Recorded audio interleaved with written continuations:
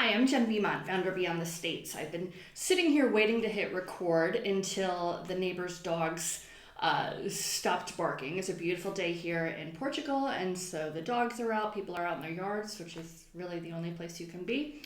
So the dogs were speaking to each other.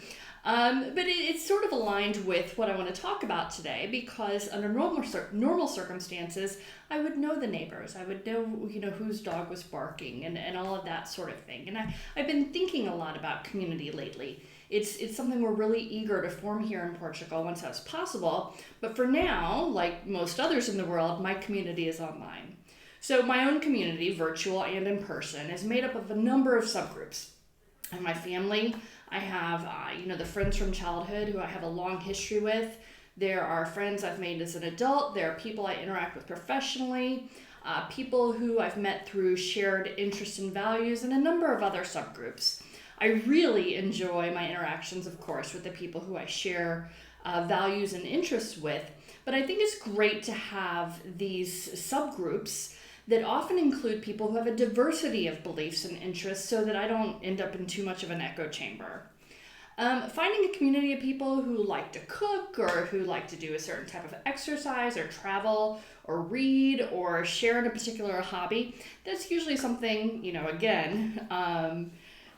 in regular circumstances, that can be found locally. But it can really be difficult to find a group of people who are interested in their kids going to university in Europe at a local level, within your physical community. And this is one reason why we have a private member Facebook group for Beyond the States.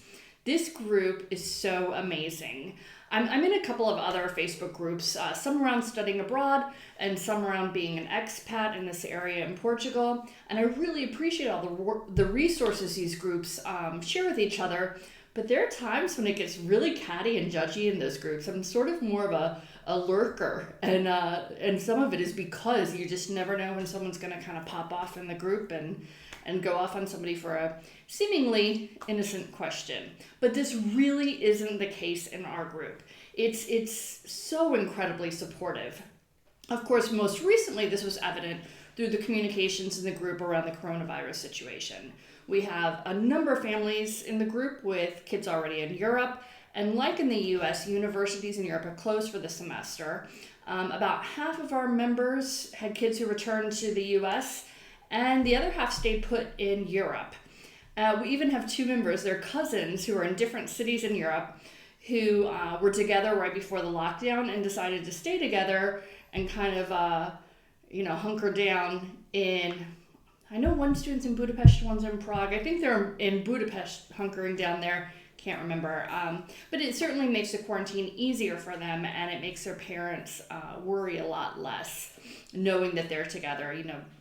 I imagine playing video games and stuff like that. But, as communications in the group center around parents making these decisions, there was not 1 ounce of judgment.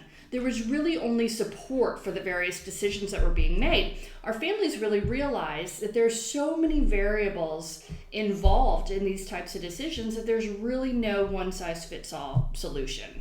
So in addition to support, the group is always enthusiastic about sharing ideas, information, and resources with other families. We have a crowdsourced area where families share administrative contacts they've made at different universities. They share housing information for students or hotel recommendations for where they've stayed when they visited schools or visited their kids or whatever. And many of our students who are in Europe already have answered questions for other prospective students or shown them around when they come to visit.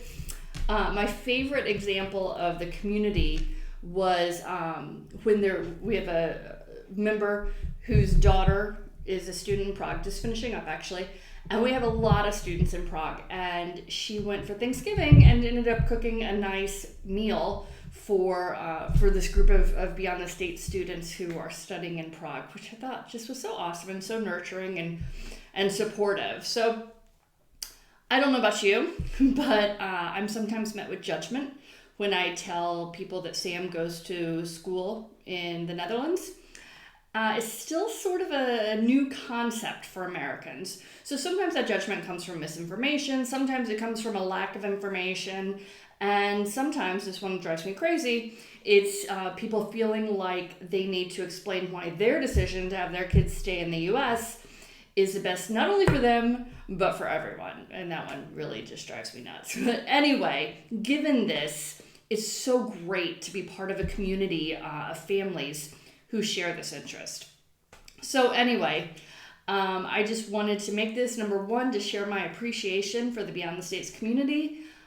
Two, to encourage you, if you are already a member and not in the Facebook member group, request. Either myself or Krisha will hit, approve very quickly, and you'll be in there. And if you're not a member, just to let you know about this benefit that comes along with our membership. It's not sort of this anonymous thing. You're going to have a lot of people, not only me, but a lot of other people behind you. So I hope you're all doing well and that you're finding your sources for virtual community through this time, be it through, Zoom happy hours or neighborhood group chats or Facebook groups or online virtual games, or many of the other ways that myself as an introvert really has no idea about. So have a great day and take care.